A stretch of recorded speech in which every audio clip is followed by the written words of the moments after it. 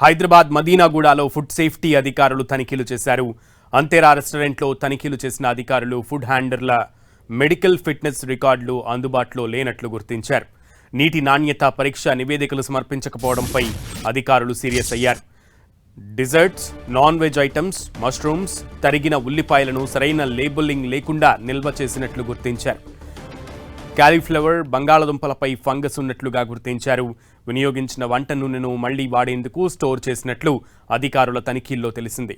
Open dust బిన్లు, వ్యర్థాల నిర్వహణలో లోపాలున్నాయి. దీంతో పరిశుభ్రత, ఆహార భద్రతా ప్రమాణాల ఉల్లంఘనలపై రెస్టారెంట్ యాజమాన్యానికి ఫుడ్ సేఫ్టీ అధికారులు నోటీసులు జారీ చేశారు.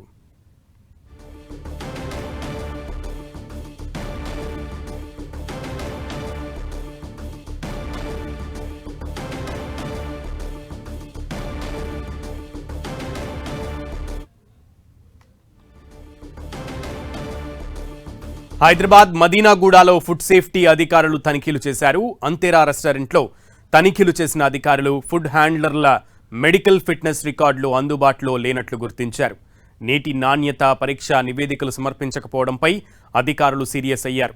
Desserts, non veg items, mushrooms, తరిగిన ఉల్లిపాయలను సరైన లేబులింగ్ లేకుండా నిల్వ చేసినట్లు గుర్తించారు. కాలీఫ్లవర్, బంగాళదుంపలపై ఫంగస్ ఉన్నట్లు గుర్తించారు. వినియోగించిన వంట నూనెను మళ్లీ వాడేందుకు స్టోర్ చేసినట్లు అధికారుల తనిఖీల్లో తెలిసింది.